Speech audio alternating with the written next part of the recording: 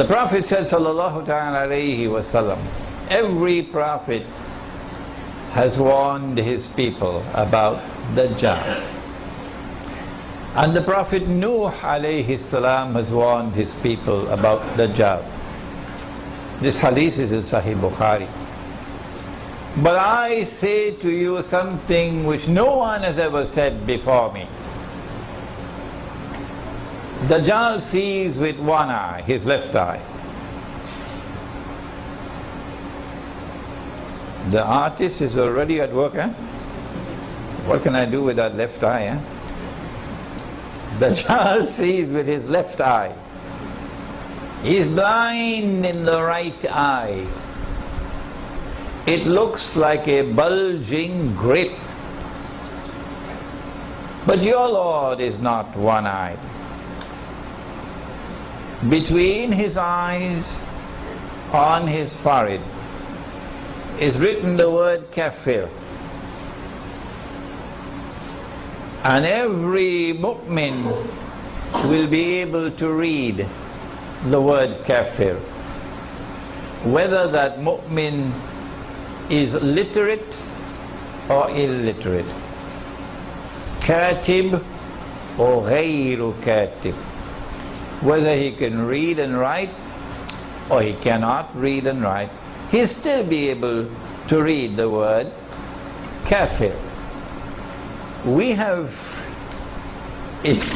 interpreted this hadith and its symbolism countless times. But since most of you have never had any experience of a direct contact with me before, your only contact with me has been a place called YouTube, I'm going to have to repeat it one more time. Why is it that Ali radiallahu ta'ala anhu can read kafir, but Abu Jahl cannot read kafir?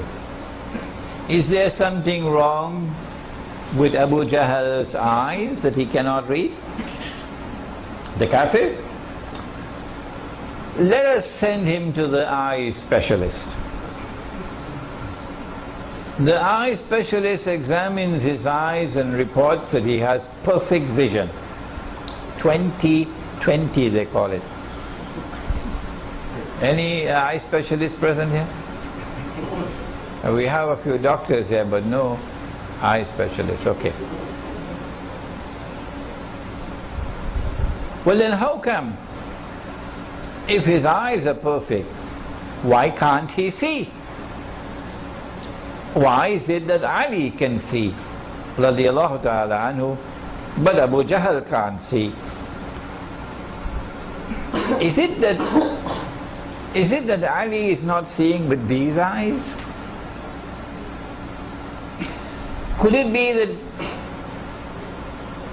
we have other eyes besides these eyes? The modern universities would say, what rubbish is that? Huh? Oxford and Cambridge and Yale and Harvard and Stanford and Sorbonne, and that's nonsense. These are the only eyes we have. This is the only medium through which we can acquire knowledge of external objects. This is the only means through which we can perceive, our eyes. Besides these eyes, we have no other eyes. And so besides this avenue of knowledge, we have no other. This is called, a branch of knowledge is called epistemology. Don't be scared, it's a long word, but never mind. It's the branch of knowledge which studies knowledge. And this is the Western epistemology. That these are the only eyes that we have. But the Quran says that in addition to these eyes, the heart can see. And so the Quran has a different epistemology. the heart can see. But the heart can only see when Allah puts nur in the heart. And as we mentioned earlier, nur is not sold in the stock market. يَهْدِ اللَّهُ لِنُورِهِ مَن يَشَاءُ. Allah guides to His nur whomsoever Allah chooses. And so when Allah puts nur into the heart can see. And when there is no nur in the heart, listen to the language of the Quran. It is very harsh. Allah says, they have eyes and yet they don't see. They have ears and yet they don't hear. They have hearts and yet they don't understand. أُولَئِكَ كَالْأَنْعَامِ. They're just like cattle. That's harsh language. بَلْ هُمْ أَضَلُّ. Rather they're worse than cattle. They're more misguided than cattle. A people who have eyes and yet cannot see.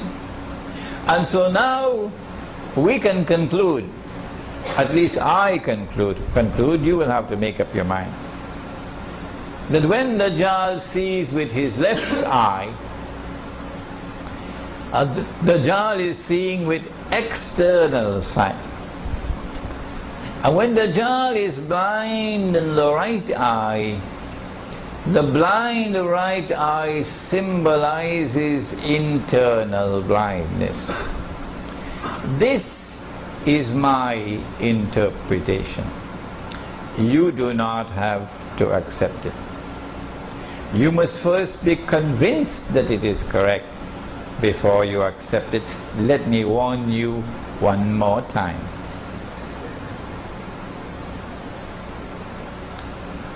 And so now we are face to face with the beginning of the world of symbolism in Dajjal.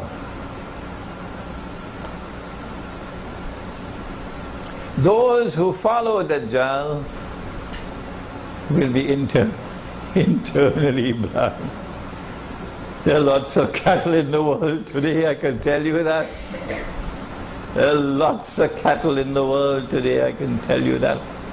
And as we proceed with this lecture, you'll get the evidence of it. Dajjal's one eye represents epistemology. The left eye is external sight. The blind right eye is his internal blindness. Those who have eyes with which to see, because they have nur in their hearts, would be able to recognize kafir written on the forehead of Dajjal.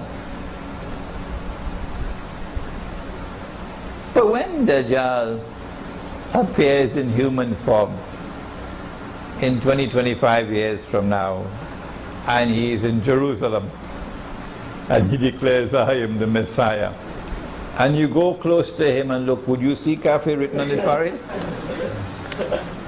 No. So those who belong to something called Protestant Islam, you know, they hold on to the literal interpretation of everything, will go closer, get a torchlight, shine the light on his forehead, go check to see if there's any dust on his forehead, wipe it. No, I'm not seeing kafir written on your forehead. You are not Dajjal.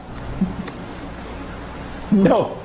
Secondly, you are not Dajjal because you have two eyes. You have two eyes. I am not laughing and you are not laughing in order to ridicule that Protestant Islam. No.